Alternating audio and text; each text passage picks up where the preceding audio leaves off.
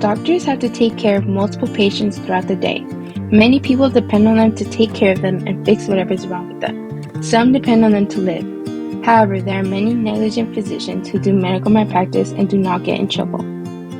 My brother suffered a serious knee injury during one of his wrestling competitions. He dislocated his knee in a way that made his leg look like a flamingo when they stand on one leg. He was rushed to the doctor where she told him that he'd be fine and to just rest at home. He experienced discomfort at home and his leg was swelling up. He went to a sport doctor where he was told he immediately needed to be taken to the ER. There, he was told that if he would have came any later, he would have slowly died from blood loss. All of his muscles, tendons, and nerves around the knee were torn. His nerves stopped working at some point and was rushed straight into surgery. He eventually had to be airlifted to a different hospital to be looked over by the best neurosurgeons in Oregon. He had to lose his leg below the calf. He's had 11 surgeries total so far. All the doctor got was a yelling at from a different doctor. No punishment was given to her.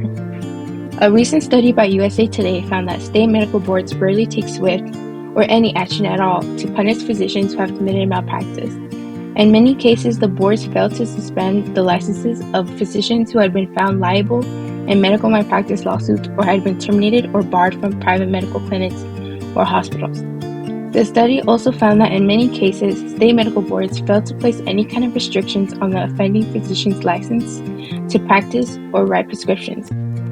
As a result, many physicians who were found responsible for harming and killing in some cases, their patients were able to continue practicing medicine unfettered by any medical board action. The researchers found that between 2001 and 2011, about 6,000 physicians were put on restricted duties by the private clinics or hospitals.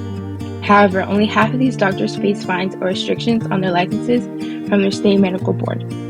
Many times, instances of malpractice never reach the state medical board's attention, as hospitals are often not inclined to report instances of misconduct to the boards.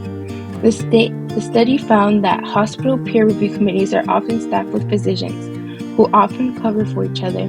As a result, about 47%, quite a high number, of hospitals nationwide reported that they have never restricted or revoked a doctor's practice privileges. A recent Johns Hopkins study claims more than 250,000 people in the U.S. die every year from medical errors. Other reports claim the numbers to be as high as 440,000. Many people die from doctors' negligence. This is easily preventable. Until there is major reform in the system, it is likely that medical boards and hospitals will continue to fail to adequately protect patients against physicians with a proven record of incompetence. This is why we need patients' rights, harsher punishments, and stricter laws surrounding medical malpractice.